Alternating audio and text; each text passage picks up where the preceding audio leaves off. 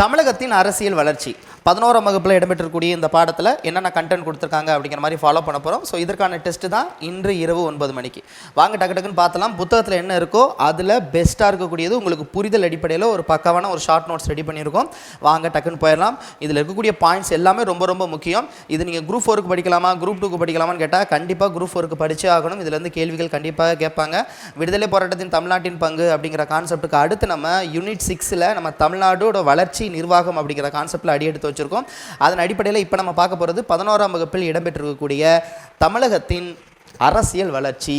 So அதில் என்னென்ன content கொடுத்துருக்காங்க அப்படிங்கிற மட்டும் உங்களுக்கு ஷார்ட்டாக அழகாக நான் உங்களுக்கு ஒன் பை ஒன்னாக எக்ஸ்ப்ளனேஷன் பண்ணிடுறேன். ஃபஸ்ட்டு அவங்க கொடுத்துருக்க பாயிண்ட் என்ன அப்படின்னா மெட்ராஸ் பிரசிடென்சி. ஸோ சென்னை மாகாணம் அப்படிங்கிறது எது சேர்ந்தது, எப்போ உருவாக்கப்பட்டது? ஆங்கிலேயர்கள் ஆட்சி காலத்தில் ஆங்கிலேய கிழக்கிந்திய கம்பெனி இங்கே வரும்பொழுது இங்கே சென்னை மாகாணம்னு ஒன்று கிடையாது. அப்போ நிர்வாகத்தின் அடிப்படையிலும் அரசியல் அடிப்படையிலும் அவங்களால உருவாக்கப்பட்டது தான் சென்னை மாகாணம், மெட்ராஸ் பிரசிடென்சி. அதான் பின்னால் மதராசப்பட்டினமாக மாறுனுச்சு, அதுக்கப்புறம் சென்னை மாகாணமாக மாறுனுச்சு, அதுக்கப்புறம் பேரறிஞர் அண்ணா அவர்கள் ஆட்சி காலத்தில் தமிழ்நாடுன்னு மாறுனுச்சு. அப்போ இப்போ நீங்கள் என்ன தெரிஞ்சுக்கணும்னா, சென்னை மாகாணம் மெட்ராஸ் பிரசிடென்சி எப்போது உருவாக்கப்பட்டதுன்னா 1801 கிபி 1801 உருவாக்கப்பட்டது. ஸோ 18-19 இந்த நூற்றாண்டு காலகட்டத்தில் இந்த சென்னை பிரசிடென்சி, அதாவது சென்னை மாகாணம்ங்கிறது எது சேர்ந்து சென்னை மாகாணம் அப்படிங்கிறத நம்ம தெரிஞ்சுக்கணும். அதாவது நல்லா கவனிச்சுக்கோங்க, இப்போ இருக்கக்கூடிய தமிழ்நாடு மட்டும் இல்லாமல், ஓகேங்களா, ஸோ கேரளாவில் இருக்கக்கூடிய மலபார் பகுதி இருக்கும், ரொம்ப ரொம்ப முக்கியமாக இருக்கும் ஆந்திரா, கர்நாடகா, ஏன் ஒடிசா பகுதி எல்லாமே சேர்ந்தது தான் இங்கே சென்னை பிரசிடென்சியாக இருந்துச்சு. அப்போ இங்கே நீங்கள் தெரிஞ்சுக்கப்பட வேண்டியதுன்னா கேரளாவில் இருக்கக்கூடிய மலபார் ஃபஸ்ட்டு, அதுக்கப்புறம் தெற்கு கர்நாடகாவில் எல்லா பகுதியும் கிடையாது, தெற்கு கர்நாடகா. அது மட்டும் இல்லாமல் ஒடிசாவில் இருக்கக்கூடிய வடபகுதி, வடக்கு இருக்கக்கூடிய பகுதிகள், மிக முக்கியமாக கருதக்கூடிய லட்சத்தீவு, அப்புறம் ஆந்திரா, இதெல்லாம் சேர்ந்து தான் சென்னை பிரசிடென்சியாக கொண்டு வரப்பட்டது. இது ரொம்ப ரொம்ப ரொம்ப ரொம்ப ரொம்ப முக்கியமாக கருதப்படுது. அது மட்டும் இல்லாமல் இந்தியாவிலேயே நம்ம தமிழ்நாடு அப்படிங்கிறத நம்ம திராவிடர் நாடு அப்படின்னு நம்ம சொல்கிறோம். ஸோ திராவிடர்கள் இருக்கக்கூடிய இடத்தை இதை கருதுகிறோம். இதை எப்படி அவங்க அறிஞர்கள்லாம் பிரிக்கிறாங்க அப்படின்னு பார்த்தீங்கன்னா, பொதுவாக வட இந்தியாவை, அதாவது நார்த் இந்தியாவை எதனை மையப்படுத்தி உருவாக்கப்பட்டது அப்படின்னா, வங்காளத்திலும் வட இந்தியாவிலும் பிற பகுதிகளுமே சமஸ்கிருதம் மற்றும் வேதங்களை மையப்படுத்தி ஒரு பண்பாடு முன்னெடுக்கப்பட்டது அப்படின்னு சொல்கிறாங்க. அப்போ அங்கே இருக்கக்கூடிய பண்பாடு எதை பேஸ் பண்ணினா சமஸ்கிருதம் மற்றும் வேதங்களை மையப்படுத்தி உருவாக்கப்பட்டது அப்படின்னு நம்ம சொல்கிறாங்க. அது மட்டும் இல்லாமல் இந்தோ ஆரியோ அல்லது இந்தோ ஜெர்மனி மொழி குடும்பங்கள் அங்கீகரிக்கப்பட்டதாக சொல்கிறாங்க. அப்போ இங்கே நம்ம பார்த்துட்டோம்னா சமஸ்கிருதம் அல்லாத பண்பாடு அங்கீகரிக்கப்படவில்லை அப்படிங்கிற மாதிரி சொல்கிறாங்க. எங்கே சமஸ்கிருதம் அல்லாத பண்பாடு அங்கீகரிக்கப்படவில்லை அப்படிங்கிற மாதிரி சொல்கிறாங்க. எங்கன்னா இந்தோ ஆரியோ அல்லது இந்தோ ஜெர்மனி மொழி குடும்பங்கள் அங்கீகரிக்கப்பட்டது இல்லையா, அங்கே எதை அவங்க அங்கீகரிக்கப்படவில்லை, ஸோ சமஸ்கிருதம் அல்லாத பண்பாடு அங்கீகரிக்கப்படவில்லைன்னு சொல்கிறாங்க. அப்போ இங்கே கான்செப்ட் என்ன அப்படின்னா, வடமொழிகளாக கருதக்கூடிய இந்த சமஸ்கிருதம் அப்படிங்கிறது இங்கே இல்லை, இங்கே தமிழ் தான் வேரூன்றி இருந்துச்சு, தமிழால் உருவாக்கப்பட்ட திராவிட மொழிகள் தான் இங்கே வேரூன்றி இருந்துச்சு அப்படிங்கிற மாதிரி எல்லிஸ், இந்த பின்னாடி இருக்கக்கூடிய கால்டுவெல் அவர்கள்லாம் பல பேர் அறிஞர்கள் ரொம்ப வரலாற்று நுணுக்கங்கள் கண்டுபிடித்து பின்னாளில் சொன்னாங்க. அதுதான் இந்த பாடத்தில் அவங்க போட்டிருக்காங்க. அப்போ 19ஆம் நூற்றாண்டின் ஆரம்ப காலகட்டத்தில் நமக்கு என்ன பிரச்சனையாக இருந்துச்சுன்னா, விடுதலை ஆல்ரெடி நான் பல தடவை கிளாஸில் சொல்லிட்டேன்.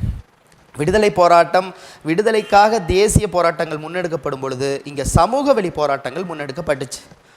அப்போ சமூக நீதி இல்லாத ஒரு விடுதலை இங்கே இங்கே வேஸ்ட்டு அப்படின்னு நம்பப்பட்டுச்சு.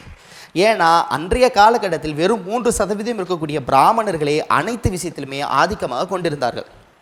அப்போ 18-19ஆம் நூற்றாண்டுகளில் சென்னையில் மட்டும் இது வேறு விதமாக பிரசித்தி பெற்றுச்சு. அப்போ சென்னை மாகாணம் உருவாக்கப்படுறதுக்கு முன்பாக ஆங்காங்கே இருக்கக்கூடியவர்கள் ஸோ சென்னை அப்படிங்கிற சிட்டியை நோக்கி போகிறாங்க. அவர்கள் அத்தனை பேரும் பிராமணர் அல்லாத சமூகத்தை சேர்ந்தவர்கள். அப்போ பிராமணர் அல்லாத சமூகத்தினர்கள் தொழிலை தேடி அந்த நகரத்துக்கு போகிறாங்க. அங்கே இருக்கக்கூடிய அதிகாரத்தையும் அங்கே இருக்கக்கூடிய பிரதிநிதித்துவத்தை தேடி நாடுறாங்க. அப்போ தான் பிரச்சனை எழுது. அப்போ சென்னை மாகாணம்னு உருவாக்கப்படுறதுக்கு முன்னாடி இது ஒரு விஷயமே கிடையாது. அப்போ ஒரே இடத்துல நிர்வாகம் அதிகாரம் இருக்கப்படும் பொழுது அதிகாரமும் நிர்வாகமும் அரசியலும் ஒரு சமூகத்தை சேர்ந்தவர்களாகவே அதிக பேர் இருக்கிறாங்களே, அப்போ அதில் வெறும் 3% இருக்கக்கூடிய மக்கள் தான் இங்கே ஆள்றாங்க. மிச்சம் இருக்கக்கூடிய அதிகாரம், பங்கீடு, கல்வியில் இங்கே நமக்கு கிடையாது. அப்போ பிராமணர் அல்லாத ஒரு சங்கத்தை உருவாக்கக்கூடிய நிர்பந்தம் சென்னையில் மட்டும் ஏற்பட்டுச்சு. அங்கே அதை பற்றி சிந்திக்கவே கிடையாது. அங்கே போராட்டம் தான் இருந்துச்சு. அப்போ 20ஆம் நூற்றாண்டின் ஆரம்ப காலகட்டத்தில் சென்னை மாகாணத்தில் அரசியலானது பிராமணர் மற்றும் பிராமணர் அல்லாதோர் மோதல் தொடர்பாக ஆதிக்கம் கொண்டதாகவே கருதப்படுது. அதே நேரத்தில் சில பிராமணர் அல்லாத ஜாதி குழுக்கள் உறுப்பினர்கள் தொழிற்சாலை வணிகம் நிறுவனங்களுக்கு வேலை வாய்ப்புக்காக பிராமணர் அல்லாத ஜாதி பிரிவினர்கள் கிராமப்புறங்களிலிருந்து சென்னை மாகாணத்திற்கு அப்படியே ஆட்டு வண்டியில் ஒவ்வொரு இடமா போகிறாங்க. அங்கே தான் இங்கே தென்னிந்திய அதாவது பிராமணர் அல்லாதோர் சங்கம் உருவாக்கப்படுறதுக்கு ஒரு அடித்தளம் போடுறாங்க. அப்போ இதுலேருந்து இங்கே என்ன தெரிஞ்சுக்கணும் அப்படின்னு பார்த்தீங்கன்னா, திராவிடர் என்ற வார்த்தை அறிஞர்கள் எதை மென்ஷன் பண்ணுறாங்கன்னா, பிராமணர் அல்லாதவர்கள் தான் திராவிடர்கள்னு சொல்கிறாங்க. அப்போ திராவிடர் அப்படிங்கிற சொல்லு பிராமணர்கள் அப்படின்னா என்ன அர்த்தம் அப்படின்னா ஆரியர்கள்னு சொல்கிறாங்க. ஆரியர்கள்னா முதல்ல என்ன அர்த்தம் அப்படின்னா வடமொழி நாகரிகத்தில் பாதுகாவலர் அப்படிங்கிற மாதிரி பொருள் கேட்பாங்க. ஆரியர்களுக்கு பாதுகாவலர் என்று பொருள் உண்டு. அப்போ இந்த இடத்துல நீங்கள் என்ன தெரிஞ்சுக்கணுன்னா, திராவிடர் என்ற வார்த்தைக்கு அறிஞர்கள் மற்றும் தமிழ் அல்லாதோர் அல்லது ஆரியல் அல்லாதோர் தமிழ் பேசும் அடையாளத்தை படுத்தப்பட்டவர்களாக கருதப்படுறாங்க. முன்னாடி என்ன திராவிடர்னா என்ன சொன்னாங்கன்னா, தமிழ் இல்லாமல் ஆரியன் இல்லாமல் யார் யார் தமிழ் மொழி பேசுகிறவங்களோ அவங்கள தான் திராவிடர்னு சொன்னாங்க.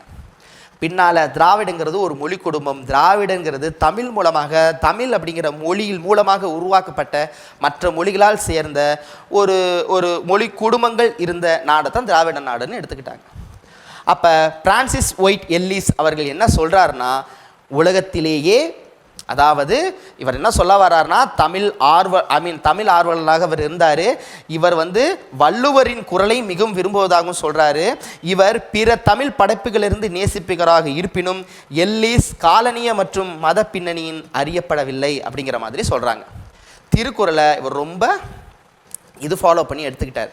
அதே நேரத்தில் 1837ஆம் ஆண்டு ஸோ ஜேம்ஸ் பிரின்ஸ்பே அப்படிங்கிறவர் தான் என்ன சொல்கிறாரு, இதர ஆய்வாளர்களால் பிராமண மூல ஆவணங்கள் மற்றும் தென்னிந்திய மொழிகள் மீது ஆய்வுகள் நடத்தி என்னதான் குறிப்பிடுறாரு, ஸோ இந்திய கலாச்சாரம் என்பது ஒரே மாதிரி தன்மை கொண்டது அல்ல, ஒரே மாதிரியான ஸ்ட்ரக்சர் கிடையாது இந்தியாவில். அதே நேரத்தில் புத்த திராவிட மரபுகள் கூட இந்தியாவில் இருந்தன என்பது நிரூபிக்கப்பட்டது. இவர் மட்டும் சொல்லலை, கால்டுவெல் சொல்கிறாரு. கால்டுவெல் எந்த வருஷம் சொல்கிறாரு, 1856 பெருங்கழகம் நடைபெறுவதற்கு முன்பாக கால்டுவெல் அவர்கள் சொல்கிறாரு. அதே நேரத்தில் இன்னொருத்தர் இருப்பார் எல்லிஸ் 1816. இவங்க எல்லாம் என்ன சொல்கிறாங்க, இங்கே புத்த மரபு கூட இருந்துச்சு, ஆனால் சமஸ்கிருத மரபு இல்லை, ஆரிய மரபு இல்லை, திராவிட மொழி குடும்பம்னு ஒன்று இருந்துச்சுங்கிறாங்க. அப்போ இங்கே பிரச்சனை என்ன வருது, ஸோ பிராமணர்கள் மற்றும் பிராமணர் அல்லாதோர் மீது தங்களது மேலாண்மையை கோருவது. அப்போ என்ன பண்ணுறாங்க, பிராமணர்கள் என்ன பண்ணுறாங்க, எங்களுடைய மேலாண்மையை நீங்கள் ஏற்றுக்கங்க, நாங்கள் உயர்ந்தவர்கள்ங்கிறது ஏற்றுக்கங்க, நாங்கள் தான் அனைத்துலேயும் முதன்மையானவர்கள், கல்வி எங்களுக்கு மட்டும்தான் உண்டு, கல்வி உங்களுக்கு கிடையாது, கல்வி நீங்கள் படிப்பறிவு உங்களுக்கு படிப்பதற்கான தகுதியிலே அல்ல அப்படிங்கிற மாதிரி தங்களுடைய மேன்மையை கோருவது. ரெண்டாவது, பிராமணர்கள் கல்வி மற்றும் வேலைவாய்ப்புகள் ஏகபோகமாக இருந்தது. இது திராவிடர்களின் அடையாளத்தை பிராமணர் அல்லாதவர்கள் அடையாளமாக மாற்றி அமைத்ததான் உங்களுடைய நோக்கம். இங்கே வா, கல்வி நீ கற்கக்கூடாதுங்கிறீங்கள, எங்களுக்கு எஜுகேஷன் வேணும், இந்த தொழில் இவங்க தான் பண்ணணுங்கிறீங்களே, எந்த தொழில் நாங்கள் செய்வோம், நீங்கள் உயர்ந்தவர்களே, உயர்ந்தவர்னு ஒன்றும் கிடையாது அப்படின்னு இதில் ஆரம்பித்து சமூக நீதி பேசக்கூடிய ஒரு இயக்கமாக மாறுது. அப்போ தான் இந்த திராவிடர் அப்படிங்கிற வார்த்தை இங்கே இல்லை, மகாராஷ்டிராவில் அங்கே இருக்கக்கூடிய மகாத்மாவாக கருதக்கூடிய மகாத்மா ஜோதிபா பூலே அவர்கள் அப்போதே ஒரு இயக்கத்தை துவங்கியிருக்காரு. ஸோ திராவிடர் அப்போ இருக்கக்கூடிய அங்கேயே திராவிடருங்கிற வார்த்தையை வச்சு துவங்கியிருக்காரு. அதாவது பிராமணர் அல்லாதோர் இயக்கத்தை துவக்கினார். இவ்வாறு திராவிடம் பிராமணர் அல்லாதோர் என்பது மிக குறிப்பிடத்தகுந்த ஒரு விஷயமாக கருதப்படுது. அப்போ மகாராஷ்டிராவில் பிராமணர் அல்லாதோர் இயக்கத்தை உருவாக்கியவர் யாருன்னு கேட்டால் மகாத்மா, அவரையும் மகாத்மான்னு சொல்கிறோம். ஸோ மகாத்மா ஜோதிபா பூலேயும் நீங்கள் மறந்துடவே கூடாது, சரிங்களா? அப்போ இதிலேருந்து வரிசையாக நம்ம எடுத்துக்கிட்டோம்னா ஃபஸ்ட்டு 1852 நான் ஆல்ரெடி சொல்லிட்டேன், என்ன ஃபஸ்ட்டு லெசன்லேயே சொல்லிட்டேன், ஃபஸ்ட்டு வீடியோவில் சொல்லிட்டேன், விடுதலை போராட்டத்தின் தமிழ்நாட்டின் பங்குல ஃபஸ்ட்டு சொல்லிட்டேன். 1852 முதலாக இந்தியாவிலேயே ஆங்கிலேயர்களுக்கு எதிராக மனுக்கள் மூலமாக ஒரு விஷயத்தை பெற முடியும்னு ஒரு இயக்கம், ஒரு கட்சி, ஒரு இயக்கத்தை உருவாக்குனது, ஒரு சங்கத்தை உருவாக்குனது யாருன்னா லட்சுமி நரசு ரெட்டி அவர்களால் உருவாக்கப்பட்டது. மெட்ராஸ் நேட்டிவ் அசோசியேஷன், சென்னை வாழ் மக்கள் சங்கம் என அறிவிக்கலாம். ஸோ இதைத்தான் இந்த பாயிண்டில் அவங்க சொல்கிறாங்க. அதுக்கப்புறம் தான் 1916 தான் என்னது உங்களுக்கு தெரியும். 1916ஆம் ஆண்டு தான் டாக்டர் டிஎம் நாயர் மற்றும் பிட்டி தியாகராயர் தியாகராயர் மற்றும் நடேசன் அவர்களால் உருவாக்கப்பட்டதான் பிராமணர் அல்லாதோர் இயக்கம். இந்த பிராமணர் அல்லாதோர் இயக்கம் தான் தென்னிந்திய நலவாரிய உரிமை சங்கத்திலிருந்து மாறி அப்படியே நீதி கட்சியை உருவெடுக்குது.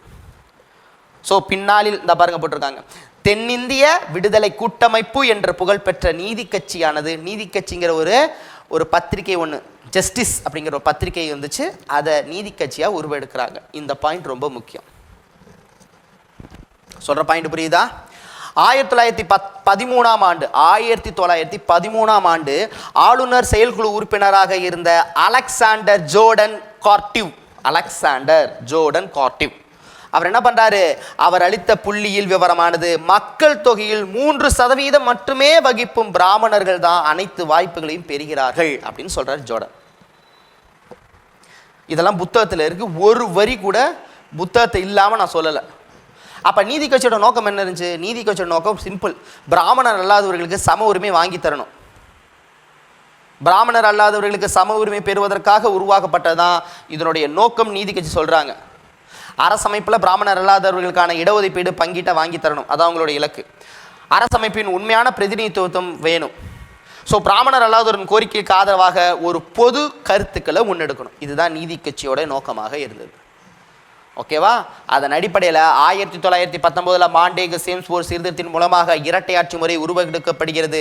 இரட்டை ஆட்சி முறைனா என்னன்னு ஆல்ரெடி சொல்லிட்டேன். மாற்றப்பட்ட துறை, அதாவது இரட்டை ஆட்சி முறைங்கிறது நாங்கள் சென்ட்ரல் போர்டு மத்திய அரசு யார் கண்ட்ரோலில் இருக்கும், கவர்னர் கண்ட்ரோலில் இருக்கும். இங்கே மாநிலத்தில் ஒரு ஆட்சி இருக்கும், உங்களுக்கு ஒதுக்கப்பட்ட துறை மாற்றப்பட்ட துறை அப்படின்னு ஒழிச்சிருப்பாங்க. அப்போ மாற்றப்பட்ட துறையிலேருந்து உங்களுக்கான இருக்கக்கூடிய விவசாயம், இந்த கல்வி, இந்த விஷயத்தெல்லாம் நீங்கள் மாற்றி அமைத்திருக்கலாம். அதாவது சட்டங்களை இயற்றி அது மூலமாக சில இதை கொண்டு வந்துடலாம். இந்த இரட்டையாட்சி முறையை கொண்டு வந்தது 1919 மாண்டேகு சேம்ஸ்போர்ட் சீர்திருத்தம். இதன் வாயிலாக 1920 முதல் எலெக்ஷன் நடக்குது. ஃபர்ஸ்ட் எலெக்ஷனில் நீதி கட்சி ஜெயிக்குது. ஏன்னா இந்த இவங்க கொண்டு வந்த சீர்திருத்த இரட்டையாட்சி முறையை காங்கிரஸ் எதிர்க்குது. நான் பல தடவை சொல்லியிருக்கேன். அப்போ இரட்டையாட்சி முறையை எழுப்பதனால காங்கிரஸ் போட்டி போடுறதுனால பெரும்பான்மையில் தொகுதியில் 1920 நீதி கட்சி சுப்ராயிலு அவர்கள் தலைமையில் முதல் முறையாக இங்கே அரசமைப்பு உருவாக்க 1920 ஆரம்பித்து 1937 வரைக்கும் அவங்க தான் ஆட்சியில் இருக்கிறாங்க. இந்த ஆட்சி காலத்தில் பல சீர்திருத்தங்களை கொண்டு வந்திருக்கிறாங்க. இப்போ புத்தகத்தில் என்ன இருக்கோ அது மட்டும் தான் பார்க்க போகிறோம். சரியா? அப்போ 1920 1937 ராஜாஜி அவர்கள் காங்கிரஸில் ஃபர்ஸ்ட் ஜெயிக்கிறது 1937. அதே நேரத்தில் 1950 அப்புறமும் ஃபர்ஸ்ட் ஆட்சி பொறுக்கிறதும் காங்கிரஸ் தான், அதுவும் ராஜாஜி தலைமையில் தான். 1952 பொது தேர்தல். ஓகேவா? அப்போ 1937 இந்திய தேசிய காங்கிரஸ் பின்னாகிறதுக்கு முன்பாக இருக்கக்கூடிய அத்தனை வருடங்களும் நீதி கட்சி தான் பொறுப்பாக்குறாங்க. நீதி கட்சி நிறைய விஷயங்களை கொண்டு வந்தாங்க. நீதி கட்சி எந்தெந்த வருடங்களில் எந்தெந்த ஆட்சி புரிஞ்சாங்கிறத நான் போன வீடியோவில் தெளிவாக சொல்லிட்டேன். ஸோ 1921 37 வரைக்கும் இவங்க தான் இருக்கிறாங்க. இவங்க கொண்டு வந்த சீர்திருத்தம் ஃபர்ஸ்ட் வகுப்பு வாரி அரசாணை மூலமாக பிராமணர் அல்லாத பிரிவினருக்கு அனைத்து துறைகளிலும் போதுமான வாய்ப்புகளை கொடுத்தாங்க. இப்பயும் உட்காந்து கத்திட்டு இருப்பாங்க இன்ஸ்டாவில், வாட்ஸ்அப்பில். எல்லாரும் ஒன்றா இருக்க வேண்டியதானே? எதுக்கு இந்த பிரிவினை, எதுக்கு இந்த வகுப்புவாதம், எதுக்கு இந்த இடஒதுக்கீடு, எதுக்கு? வெறும் 3% மக்கள் 1920 அந்த காலகட்டத்தில் இருக்கக்கூடிய எல்லா பதவிகளும் இருந்தாங்க.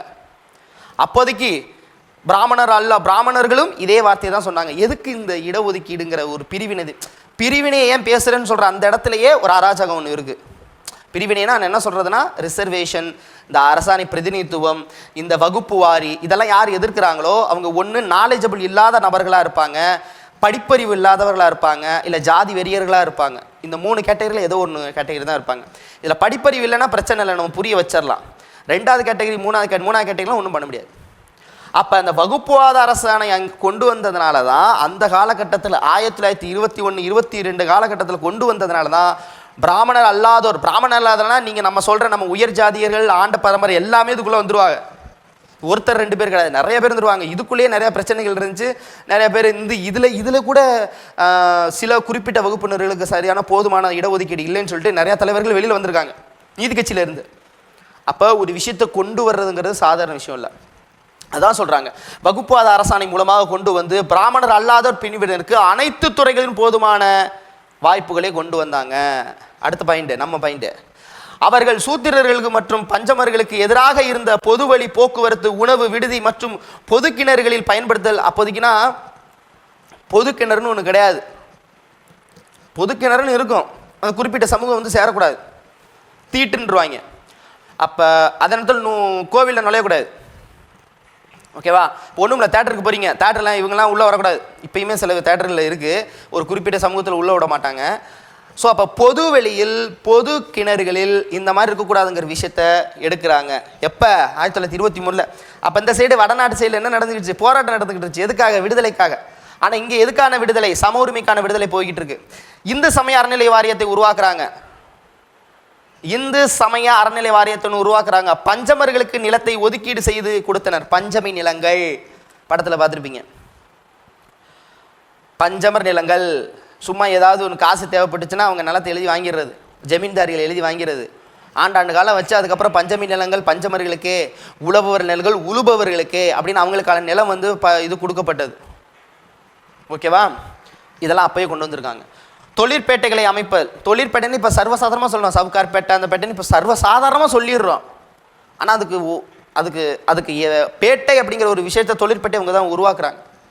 ஒடுக்கப்பட்டவர்களுக்கான கல்வி, பல விஷயங்களை இவங்க முன்னெடுத்திருக்கிறாங்க. மதிய உணவு திட்டத்தை கொண்டு வந்திருக்கிறாங்க. மதிய உணவு திட்டத்தை கொண்டு வந்தவர் காமராஜர் ஐயா அவர்கள். ஆனால் மதிய உணவு திட்டத்தை முதலாக இங்கே கொண்டு வந்ததுன்னா நீதி கட்சி, ஒரே ஒரு இடத்துல 1000 விளக்கு பகுதியில்.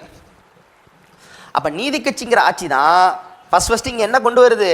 மதிய உணவு திட்டத்தை 1000 விளக்கு பகுதியில் ஒரு அறிமுகம் செய்கிறாங்க. எப்படி இருக்குன்னு பார்ப்போம்.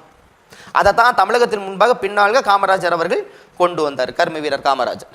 மதிய உணவு திட்டத்தை பரிசோதனை முறைகள் கொண்டு வந்தவர்கள். மருத்துவ கல்விக்கு அப்போ மருத்துவம் படிக்கணும்னா சமஸ்கிருதம் படிச்சிருக்கணும். சான்ஸ்கிரிட் படித்தா தான் நீ வந்து மருத்துவர் ஆக முடியும். ஏதாவது ஒரு கேட்டு வந்துக்கிட்டே இருக்கும், அது எந்த விதத்தில் வேணாலும் இருக்கலாம். சரியா? 12th படிக்கிறியா படி, ஆனால் நீட் ஒரு எக்ஸாம் நீ படித்தா தான் உள்ளே வர முடியும். அப்போ எதுக்கு 12th ஸ்டாண்டர்ட்? அது வேறு இது வேறு. நீட் எக்ஸாம்ங்கிற ஒரு குவாலிஃபிகேஷன் படிக்கணும், அப்போ தான் நீ உள்ளே வந்து பாஸ் ஆக முடியும். அப்போ தமிழகத்தில் இருக்கக்கூடிய அனைவரும் வந்து நல்ல மருத்துவர்கள் இல்லையா அப்படின்னா அதெல்லாம் கிடையாது. நீ நீட்டு படித்தா தான் நீ வந்து எக்ஸாம் எழுதி கிளியர் பண்ணாதான். அப்போ 12th அது சும்மா நீ ஜஸ்ட் பாஸ் ஆனது பிரச்சனை இல்லை அப்படிங்கிற லெவலுக்கு வருது. ஏதாவது ஒரு தடை அங்கே, அப்படி ஒரு தடை அந்த காலத்தில்.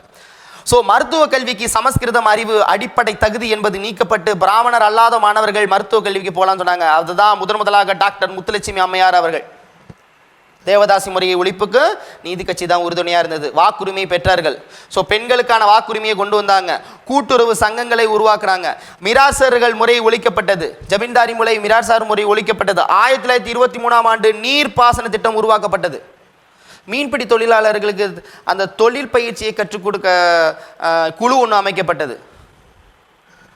இது எல்லாமே இதில் கொண்டாந்துருக்காங்க. இது புத்தகத்தில் இருக்கிறது.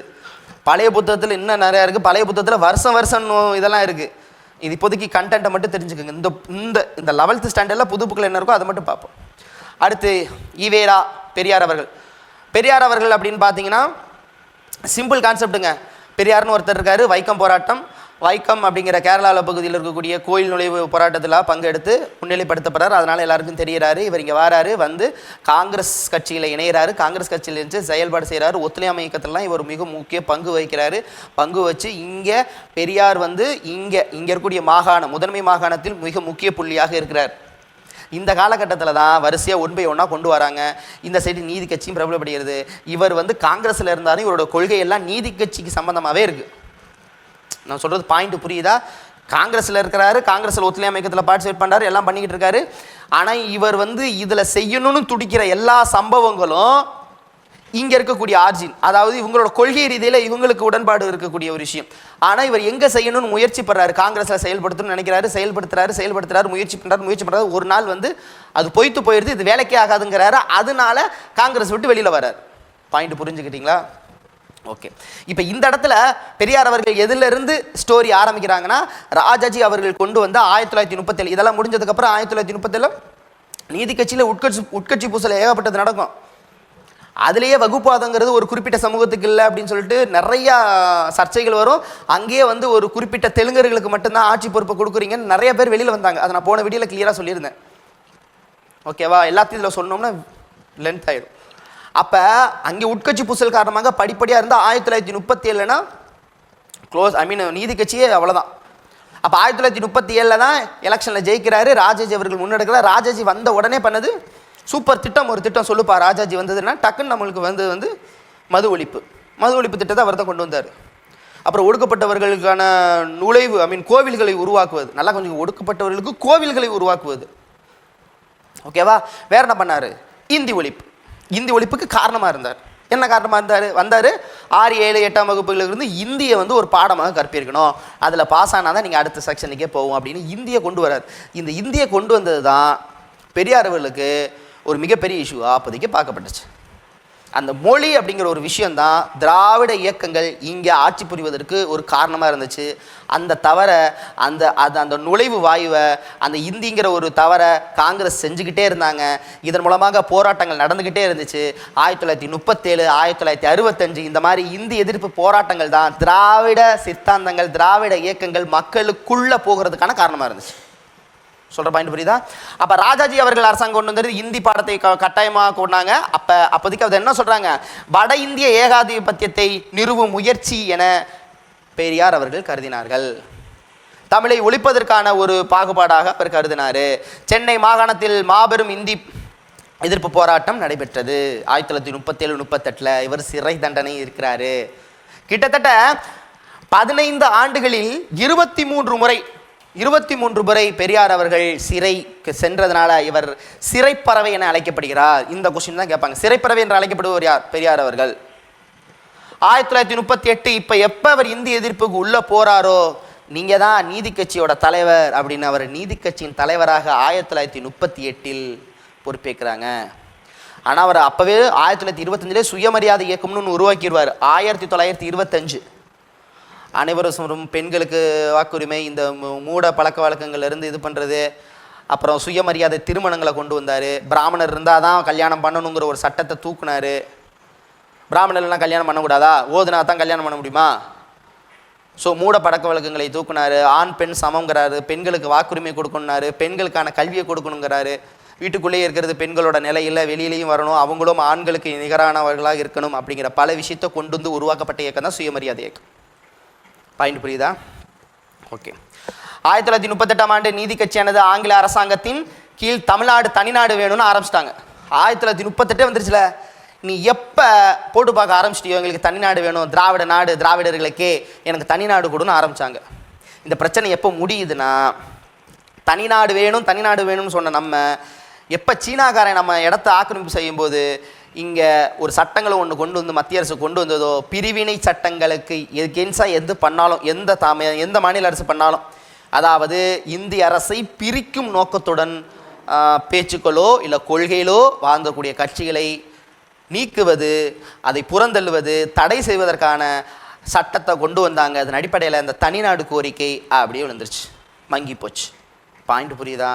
எஸ். ஸோ தனிநாடு வேணும் அப்படின்னு 1938 ஆரம்பிச்சிட்டாங்க.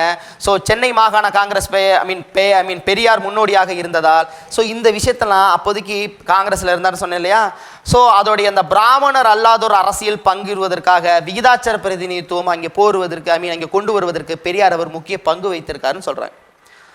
கடைசியில் ரொம்ப ரொம்ப ரொம்ப மூர்க்கமாக வந்து கட்சியை விட்டு வெளியில் வந்தது எதுக்காக அப்படின்னா சேரமா குழு கல்வி திட்டம்.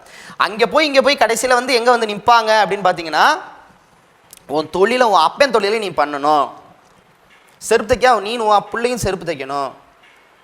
அதை எப்படி கொண்டு வருவாங்கன்னா, இப்படி சொல்லாமல் இப்படி சுற்றி வருவாங்க. நீ பாதி நேரம் படிக்கலாம், ஒரு அரை நாள் மட்டும் உங்கள் அப்பா தொழிலை பாரு அப்படின்னு அந்த மாதிரி கொண்டு வருவாங்க. இப்போ இது என்னென்னா, சேரமா குருகுல கல்விங்கிறது எப்படின்னா, சேரமா தேவி குருகுலம். ஸோ வைக்கம் சத்யா போராட்டத்துக்கு பிறகு சிறப்பான தலைமை அளித்திருந்தது காங்கிரஸ் கட்சி நிறுவிய சேரமா தேவி குருகுலத்தை நடத்திய சாதி பாகுபாட்டிற்கு எதிராக இருந்தது.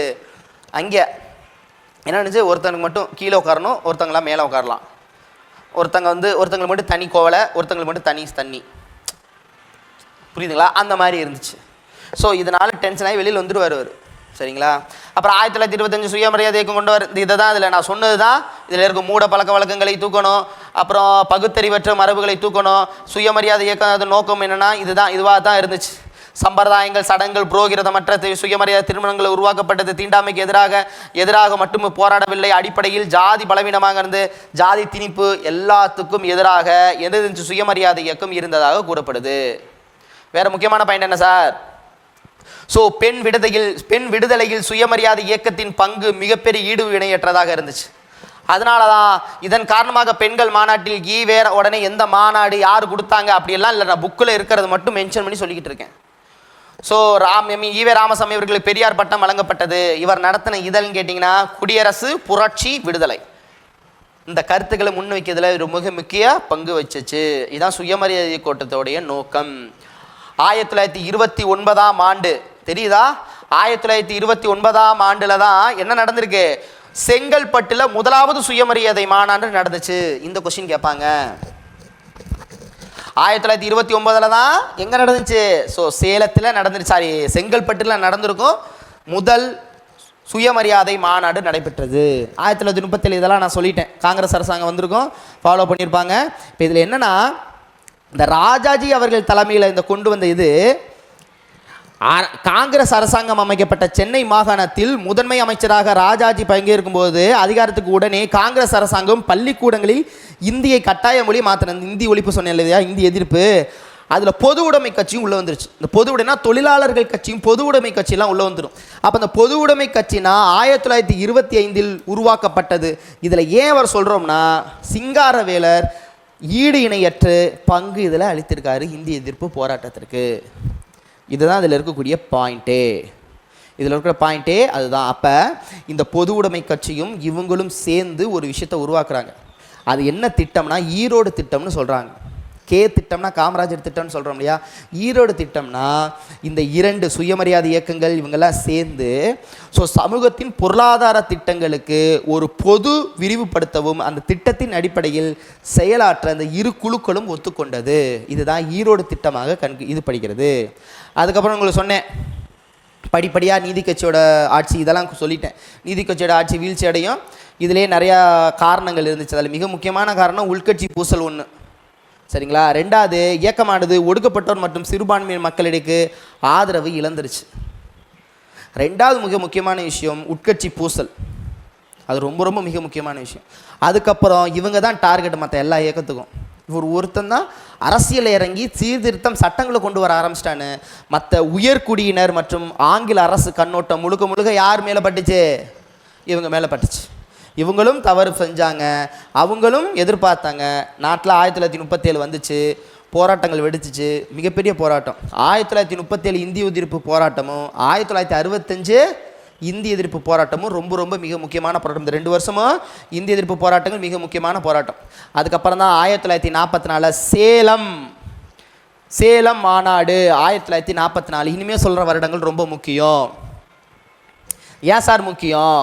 இதில் தான் ஸோ 1944ஆம் ஆண்டு பெரியார் தலைமையில் நடைபெற்ற சேலம் மாநாட்டில் ஏற்கனவே பெரியார் தளபதியாக இருந்த திறமையான சொற்பொழிவாளர் இருந்தக்கூடிய அண்ணாதுரை அவர்கள், ஸோ CN அண்ணாதுரை அவர்கள் கட்சியின் பெயரை திராவிடர் கழகம் என்று சிறப்பாக மாற்றினார். திராவிடர் நாடு, அப்போ தான் இந்த மொழிகள்லாம் உள்வைக்கப்பட்டது. திராவிட நாடு திராவிடர்களுக்கே அப்படின்னு பேசுகிறாங்க. தூய தமிழில் மாற்றிக்கொண்டாங்க. தலைவர்கள் தங்களது பெயரை தூய பெயர் தமிழ் பெயரில் மாற்றிக்கிட்டாங்க. ஸோ கிராமம் மற்றும் நகர்ப்புறங்களில் இருந்து குறிப்பிட்ட மக்களின் மிகவும் புகழ் பெற்றது. பல பிராமணர் அல்லாதோர் மற்றும் மாணவர்கள் இதில் ஈடுபட்டாங்க. திராவிட நாடு கோரிக்கை தீவிரமாக நடைபெற்றது 1944 கணக்கில். பாயிண்ட் புரியுதா? அதுக்கப்புறம் ஒரு பாயிண்ட் இங்கே நடக்குது சார். ராஜாஜி அவர்கள் கொண்டு வந்தது இந்தி, அதனால் இந்திய எதிர்ப்பு போராட்டம் நடைபெற்றுச்சு. 1965 இந்திய எதிர்ப்பு ஏன் வந்துச்சு அப்படிங்கிற ஒரு கொஸ்டின் வருது இல்லையா. 1965 இந்தி எதிர்ப்புன்னு ஏன் நடந்துச்சு? அப்போ ராஜாஜி கொண்டு வந்தால் அதனால் எதிர்க்கக்கூடிய சூழ்நிலை வந்துச்சு. இது ஏன் சும்மா எதிர்க்கணும்? அப்போ தான் ஒரு பாயிண்ட்டு. 1965ஆம் ஆண்டு ஜனவரி மாதம் 26ஆம் நாள் இந்திய அரசமைப்பு சட்டத்தில் ஒரு சட்டத்தை உருவாக்குறாங்க. என்ன சார் சட்டம்? 313. இதெல்லாம் சத்தியமாக ஞாபகம் வச்சுக்கணும். இது புத்தகத்தில் இருக்கிற பாயிண்ட்ஸு, இது எக்ஸ்ட்ரா பாயிண்ட்ஸே கிடையாது. புத்தகத்தில் இருக்கிற பாயிண்ட் இதுதான் ரொம்ப முக்கியம். 313 படி இந்தி மொழி இந்திய நாட்டின் அலுவலக மொழியாக ஆக்கப்பட்டது. அவ்வளோதான், கொதிச்சுட்டாங்க. 1965 எல்லாரும் ஒன்று திரண்டு போராட்டம் வலுவாக நடைபெற ஆரம்பிச்சிருச்சு. இன்னொரு பக்கம் காங்கிரஸ் வந்து வீக்காக ஆரம்பிச்சிருச்சு. காங்கிரஸ் அமைப்பே கொஞ்சம் கொஞ்சமாக வீக்க ஆரம்பிச்சிச்சு. இந்த இந்திய எதிர்ப்பு போராட்டம் தான் மக்களிடையே திராவிட சித்தாந்தத்தை கொண்டு போகிறதுக்கு ஒரு முக்கியமாக காரணமாக இருந்துச்சு. ஸோ திமுக திராவிட நாடு கோரிக்கையை திரும்ப பெற்றுக்கொண்டு, நான் சொன்னல சீனாவோட இஷ்யூ வந்திருக்கும், திராவிட நாடு கோரிக்கையை பின்கொண்டு அரசியல் அதிகாரத்தை பெறுவதற்கும் முயற்சி செய்கிறாங்க. அந்த காலம் கிட்டத்தட்ட அப்படியே வந்துக்கிட்டே இருந்துச்சு. 39 வாக்கில் 2வது உலகப் போர் 1939. அப்போ அந்த உலகப்போர் ஆங்கில அரசாங்கத்தால் ஈடுபடுவதை விரும்பாத காங்கிரஸ் அமைச்சரவை பதவியை துறந்து பெரியார் திராவிட நாடு கோரிக்கையை எழுப்பினார். அந்த சமயத்தில் எழுப்பினார். அதுக்கப்புறம் தான் பின்னால் விட்டுருவாங்க. இந்த புத்தகத்தில் என்ன பாயிண்ட்னா, ஆர்டர் படி இல்லை, சரிங்களா, ஒரு கான்செப்ட் சொல்லியிருக்கிறாங்க. இன்னொரு விஷயத்தை எடுக்கும்போது அது ரிப்பீட்டேஷன் வருது இந்த புக்கில், இந்த லெசனில், சரிங்களா. ஸோ திரும்ப 1944 சொன்னேன், நீதி கட்சி திராவிட கழகமாக மாற்றப்பட்டது. இதெல்லாம் பார்த்தோம்.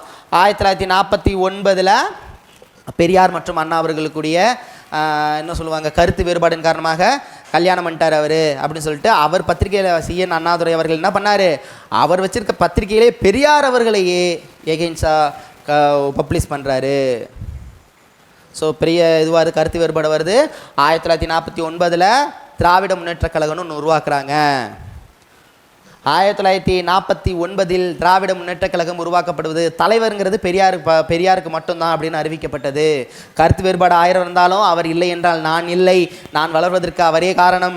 அதனால் பெரியார் அவர்கள் தான் திராவிட முன்னேற்ற கழகத்துடைய தலைவருடைய பகுதி, செயலாளர் மட்டும்தான் நானுன்னு, செயலாளர் பதவி அப்படிங்கிற ஒரு விஷயத்தை உருவாக்கி CN அண்ணாதுரை அவர்கள் 1949 திராவிட கழகத்தை உருவாக்குகிறார். 1951 உச்ச நீதிமன்றமானது உயர்கல்வியில் ஜாதுவாரி இடஒதுக்கீடை உடைத்தெறிந்தது.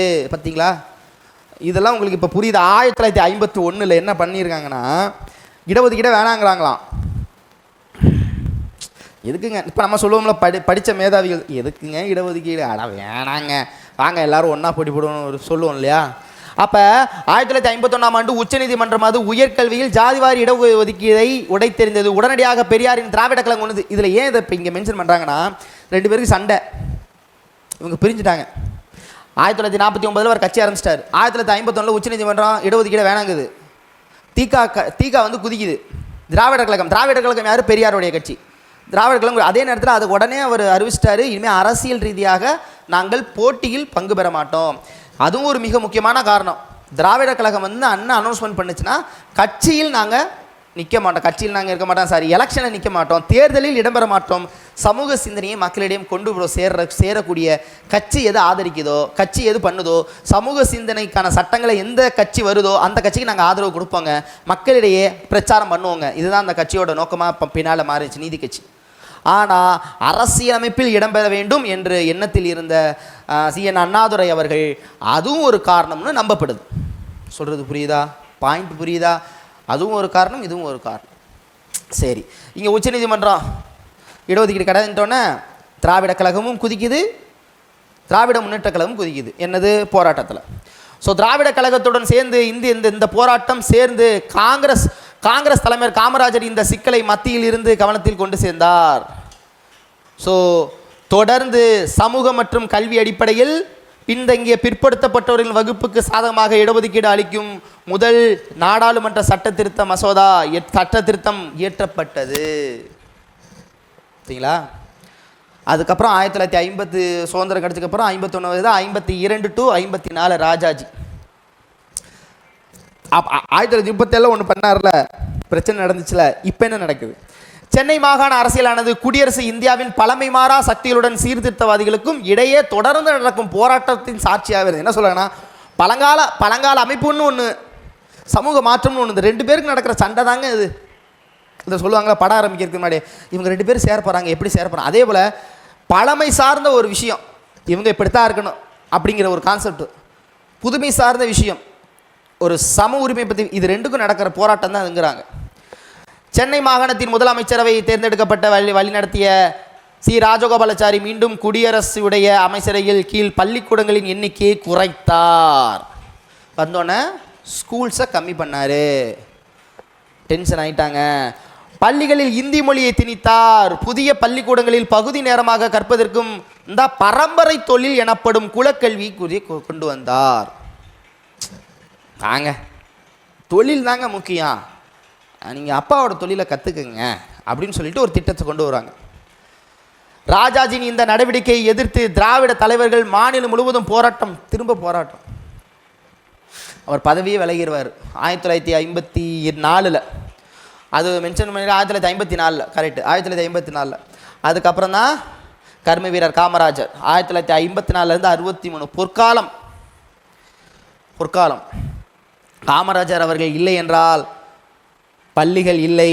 ஏன் பள்ளிகள் இல்லை என்றால் நான் இங்கே சொற்பொழிவே ஆற்ற முடியாது, நான் இங்கே பேசவே முடியாது. கண்டிப்பாக அடித்து சொல்லலாம், எழுதி கொடுக்கலாம். நம்ம எல்லாம் இப்போ படிச்சுக்கிட்டு இருக்கோம், நம்மெல்லாம் இப்போ யூடியூப்பில் அட்லீஸ்ட் நாலேஜபிளாக ஒரு விஷயத்தை தெரிஞ்சுக்கிறதுக்கு படிப்பறிவுன்னு ஒன்று இருக்குன்னா அதற்கு காரணம் காமராஜர் ஐயா அவர்கள் மட்டும்தான்ங்கிறத ஆணித்தரமாக சொல்லிவிடலாம்.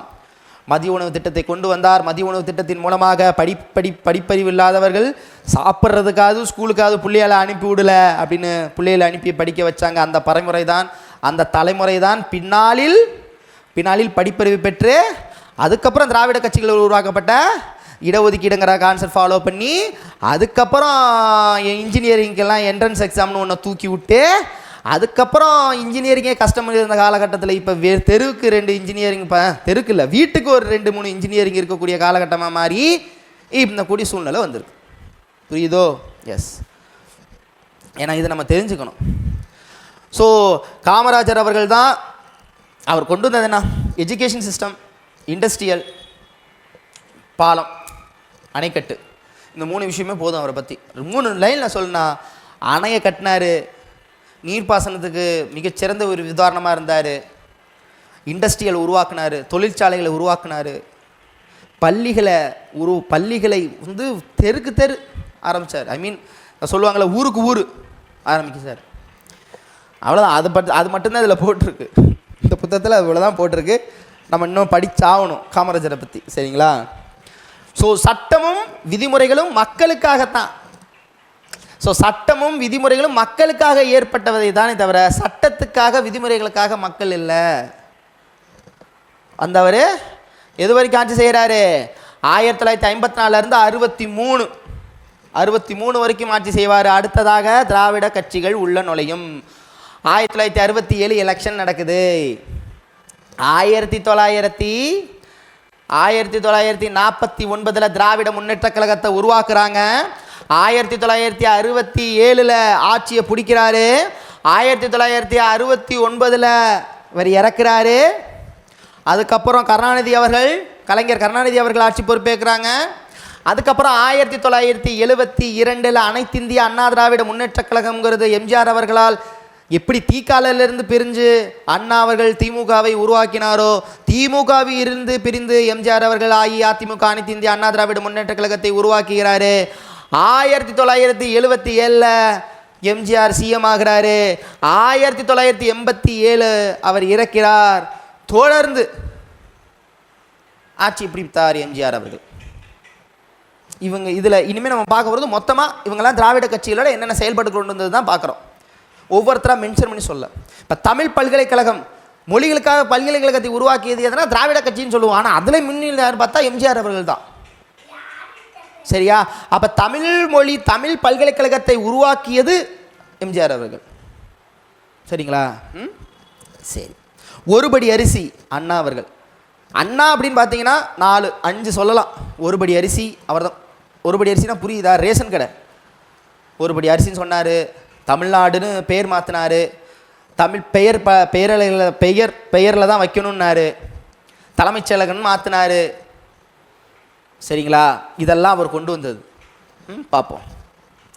1967 பொது தேர்தல் காங்கிரஸ் தோற்கடிக்கப்பட்டு திமுக வெற்றி அடைந்தது. 1956 மாநில மறுசீரமைப்பு சட்டத்தின் அடிப்படையில் அப்போ தெரியும். 1956 மாநில மறுசீரமைப்பு அடிப்படையில் அவங்கவுங்க கேரளா மலபார் அவங்களுக்கு கொடுத்துட்டு அப்புறம் ஃபாலோ பண்ணி கொண்டு வந்து அப்புறம் சென்னை மாகாணம்னு வந்துச்சு. அதுக்கப்புறம் தமிழ்நாடுன்னு பேர் மாற்றினாங்க. அனைத்து ஏழைகளும் வீட்டுக்கு வசதி படியரசி திட்டத்தின் மூலமாக உணவு பாதுகாப்பிற்கு முன்னோடியாக இருந்தது தமிழ்நாடு. குடிசை மாற்று வாரியத்தை உருவாக்குனாங்க. மெட்ராஸ் மாநிலத்தை தமிழ்நாடுன்னு உருவாக்குனாங்க 1969. சொன்னோம் 1969. 1996 மெட்ராஸ் சென்னையாக மாற்றப்பட்டது. கலைஞர் கருணாநிதி அவர்கள் கொண்டு வந்தது. 1969 அதை அப்படியே மாற்றிடுங்க, 96. 69 தமிழ்நாடுன்னு பெயர் மாற்றம். 96 மெட்ராஸ் வந்து என்னவா மாறுனுச்சு? சென்னையாக மாறுனுச்சு. 75 மைல் தொலைவிற்கு மேல் உள்ள பேருந்து தடத்திற்கு தேசியமயமாக்கியது. அனைத்து ஜாதி ஏழை மாணவர்களுக்கும் பல்கலைக்கழகத்திற்கு முந்தைய கல்வி மற்றும் தொழிற்சாலைகளுக்கு முந்தைய படிப்புக்கு கல்வி கட்டண விதிவிலக்கு உருவாக்கப்பட்டது. இதெல்லாம் பெரிய விஷயமா? இதெல்லாம் பெரிய விஷயம். இப்போ நம்ம கேள்வி கேட்குறோம்ல அரசியல்வாதிகிட்ட, என்னப்பா பண்ண, என்ன காலேஜ் ஓப்பன் பண்ண, அதெல்லாம் அப்போல்லாம் அது கிடையவே கிடையாது. இப்போவுமே தமிழ்நாட்டில் இருக்கக்கூடிய திட்டங்கள் நார்த்து சைடில் கிடையவே கிடையாது. நார்த்தில் அது நம்ம சும்மா பேரு கூட கிடையாது. இங்கே ரோடு போட்டால் ஏன் ரோடு சரியில்லைன்னு கேட்போம், அங்கே ரோடு போட்டாலே ஓட்டு விழுந்துடும். ரோடு போட்டுருச்சு, கிரேட் ரோடெல்லாம் போட்டு. இங்கே ரோடு மின்சாரம் இல்லாத பல கிராமங்கள் நம்மதுலேயுமே இருக்குது. ஆனால் ரொம்ப சொல்லிக்கிற மாதிரி இல்லைனாலும் நார்த் சைடில் ரொம்ப அதிகம். ஓகேவா? அதுக்காக வேணாம் வாங்க. 2வது நடத்தப்பட்ட உலகத்தமிழ் மாநாடு நடத்தப்பட்டது. தமிழக ஏழை மாணவர்களுக்கு மானிய விலையில் அரிசி வழங்கப்பட்டது. சென்னை மாநிலத்தை தமிழ்நாடு என்றும் திருமண சட்டத்தை இயற்றியது. மத்திய அரசின் மும்மொழி கொள்கையை எதிர்த்தது. தமிழகத்தில் இருமொழி கொள்கையை கொண்டு வந்தது. CN அண்ணாதுரை முதலாக மலிவு விலை அரிசி திட்டத்தை அறிமுகப்படுத்தினார். ஓகேவா? படி அரிசி 1 ரூபாய்க்கு ஒரு அரிசி. பின் கருணாநிதி அவர்கள் அம்மரபை தொடர்ந்து நடத்தினார். தமிழ்நாட்டில் சுதந்திரத்துக்கு பிறகு திராவிட ஆட்சி, இதைத்தான் பார்த்தோம். மொத்தம் கிட்டத்தட்ட 62 ஆண்டுகளுக்கு மேல்பாக ஆட்சி செய்தது. ஸோ அதான் அவங்க 1 by 1 சொல்கிறாங்க. அண்ணாதுரை அவர்கள் 1969 இறந்துருவார். கொஞ்ச காலம் தான் ஆட்சி செய்வார் அண்ணாதுரை அவர்கள். அதுக்கப்புறம் 72 எம்ஜிஆர் அவர்கள். இதுதாங்க இதில் போட்டிருக்கு. இதில் இருக்கிற பாயிண்ட்லாம் பார்த்தீங்கன்னா வரிசையாக நம்ம படிக்கணும். அப்படின்னு பார்த்தீங்கன்னா எம்ஜிஆர் அவர்கள் தன்னுடைய அனைத்து இந்திய அண்ணா திராவிட முன்னேற்ற கழகத்தை தொடர்பு 1977 நடந்த தேர்தலில் அவர் ஆட்சியை கைப்பற்றியிருப்பார். 1987 தனது இறப்பு வரை ஆட்சியை பிரிந்திருப்பார். சரிங்களா? கிட்டத்தட்ட இவங்க கொண்டு வந்த மொத்த ஆட்சி அப்படின்னு பார்த்தீங்கன்னா, இவங்க கொண்டு வந்த திட்டங்கள் அப்படின்னு பார்த்தீங்கன்னா வரிசையாக சொல்லியிருக்காங்க. இலவச அரிசி திட்டம், சத்துணவு திட்டம். சத்துணவு திட்டம் எம்ஜிஆர் அவர்கள் ஆட்சி காலத்தில் கொண்டு வரப்பட்டது. மதிய உணவு திட்டம் காமராஜர், சத்துணவு திட்டம் எம்ஜிஆர் அவர்கள், மறந்துடாதீங்க. அப்புறம் பட்டப்படிப்பு வரை இலவச கல்வி, விவசாயத்திற்கு இலவச மின்சாரம், சைக்கிள் ரிக்ஷா ஒழிப்பு கலைஞர் கருணாநிதி அவர்கள் கொண்டு வந்தது. கையால் மலம் அள்ளுவது ஒழிப்பு, கைவிட தொட்டில் குழந்தை திட்டம், இரும்பு பெண்மணி ஜெயலலிதா அம்மையார் கொண்டு வந்தது. ஓகேவா? அமைப்பு சாரா பணியாளர்களுக்கு நில வாரியங்கள், குடிசை மாற்று வாரியங்கள், அப்புறம் குடிசை கட்டுப்பாட்டு வாரியங்கள், இந்த மாதிரி பல விஷயங்களை இவங்க உருவாக்குனாங்க. ஸோ தமிழ்நாடு இதில் சொல்லியிருப்பாங்க, தொழிற்சாலை இருந்தில் ஆரம்பித்து பல விஷயங்கள் இதில் உருவாக்கப்பட்டது தான் சொல்லி முடிச்சிருப்பாங்க. அதே நேரத்தில் தண்டி யாத்திரையை பற்றி அருந்ததி ராய் அவர்கள் ரொம்ப பெருமையாக பேசியிருப்பாங்க. உப்பு யாத்திரை என்பது ஒரு களம் மட்டுமல்ல, அது உண்மையில் சட்ட மறுப்பு செயல்பாட்டின் பெருமளவு உணர்த்துவதாகும் அப்படிங்கிற அதாவது உப்பு சத்தியாகிரகத்தை ரொம்ப பெருமையாக பேசியிருப்பாங்க. இதுதான் ஒரு கண்டென்ட் தனியாக கொடுத்துருப்பாங்க. ஸோ இவ்வளோதான் தமிழக அரசியல் வளர்ச்சி. கிட்டத்தட்ட முடிச்சாச்சு. 9 மணிக்கு டெஸ்ட்டு, கடகடன் ஓடி வந்துருங்க. ஸோ யூடியூப் ஸ்டூடெண்ட்ஸ்லாம் புக்கை வந்து ஒரு தடவை ரிவிஷன் பண்ணிடுங்க. நம்ம பேட்சில் இருக்க ஸ்டூடெண்ட்ஸ்லாம் அந்த ஷார்ட் நோட்ஸை நல்லா ரீகால் பண்ணிட்டு 9 மணிக்கு வந்துருங்க, நான் வந்துடுறேன். சரிங்களா? Thank you so much. மீண்டும் சந்திக்கு வரை உங்களுக்கு விடைபெறுவது உங்கள் அன்பு சகன் கார்த்திக். நன்றி, வணக்கம்.